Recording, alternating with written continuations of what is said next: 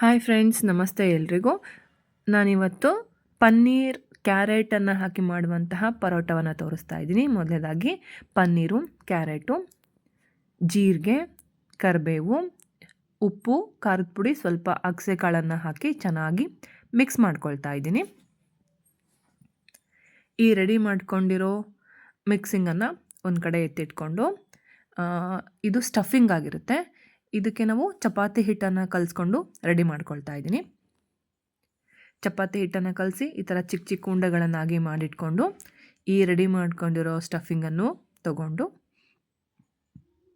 ಚಪಾತಿ ಹಿಟ್ಟನ್ನು ಸ್ವಲ್ಪ ಅಗಲವಾಗಿ ಉತ್ಕೊಂಡು ಮಾಡ್ಕೊಂಡಿರೋ ಸ್ಟಫಿಂಗನ್ನು ಇದರೊಳಗೆ ಫಿಲ್ ಮಾಡಬೇಕು. ನೀಟಾಗಿ ಇದರೊಳಗೆ ಫಿಲ್ ಮಾಡಿಕೊಂಡು ಹೋಳಿಗೆ ಮಾಡೋ ರೀತಿಯಲ್ಲಿ, ಹೋಳಿಗೆ ಕಣಕಕ್ಕೆ ಹೂರಣವನ್ನು ತುಂಬಿಕೊಳ್ಳೋ ರೀತಿಯಲ್ಲಿ ಈ ಚಪಾತಿ ಹಿಟ್ಟಿಗೆ ಒಳಗಡೆ ಸ್ಟಫಿಂಗನ್ನು ಫಿಲ್ ಮಾಡಿಕೊಂಡು ನೀಟಾಗಿ ಹಿಟ್ಟಿಂದ ಲಟ್ಟಿಸ್ಕೊಳ್ತಾ ಇದ್ದೀನಿ. ನೀವು ಹಿಟ್ಟು ಬೇಡ ಅಂತಂದರೆ ಸ್ವಲ್ಪ ಆಯಿಲನ್ನು ಹಾಕ್ಕೊಂಡು ಲಟ್ಟಿಸ್ಕೊಳ್ಬೋದು.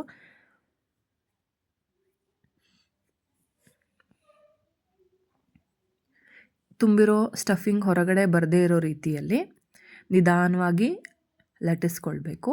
ಈಕ್ವಲ್ ಆಗಿ ಲಟ್ಟಿಸ್ಕೊಂಡು ಹಂಚನ್ನು ಕಾಯೋದಕ್ಕಿಟ್ಕೊಳ್ಬೇಕು.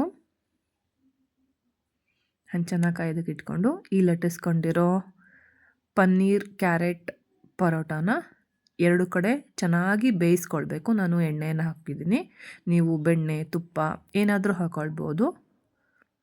ಎರಡು ಕಡೆ ನಾನು ಆಯಿಲನ್ನು ಸ್ಪ್ರೆಡ್ ಮಾಡಿಕೊಂಡು ಚೆನ್ನಾಗಿ ಬೇಯಿಸ್ಕೊಳ್ತೀನಿ.